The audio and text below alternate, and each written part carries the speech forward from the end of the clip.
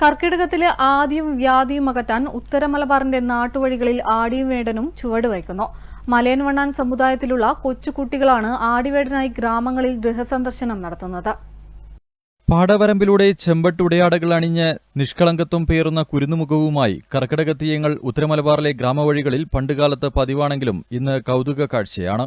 ചെണ്ടയുടെ ചൂട് പിടിച്ച് വാദ്യക്കാരൻ പാടുന്ന വേടൻപാട്ടിന്റെ താളത്തിൽ ആടിവേടൻ ആടുമ്പോൾ വീടുകളിൽ കൊടികുത്തി വാഴുന്ന വിനാശകാരിയായ ദോഷങ്ങൾ വാരി വിതറുന്ന ചേഷ്ടകളെല്ലാം മാറിമറിഞ്ഞു വരികയും സ്ത്രീയുടെയും സമ്പത്തിന്റെയും അതിദേവതയായ ലക്ഷ്മീദേവി കുടിയിരിക്കുകയും ചെയ്യുന്നുവെന്നാണ് വിശ്വാസം. ചെറിയ കുട്ടിയാണ് വേടൻ വേഷമണിയുക. മണിക്കിൽക്കത്തോടെ വീട്ടുമുറ്റത്തെത്തി ചെണ്ടനാഥത്തിന്റെ അകമ്പടിയോടെ പാശുപതാസ്ത്രം കഥയുടെ ഇതിവൃത്തം പാടി വീട്ടിലെയും ചേട്ടയെ കുരിശി കലക്കി മറിച്ച് അകറ്റുന്നതാണ് പ്രധാന ചടങ്ങ്.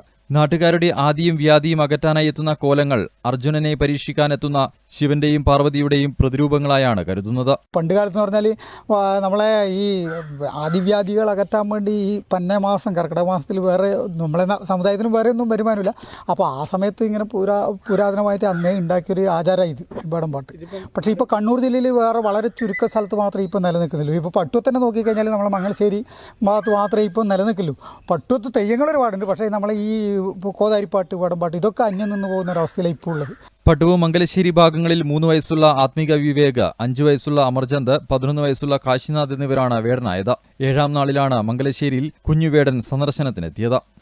News bureau, Taliparamba.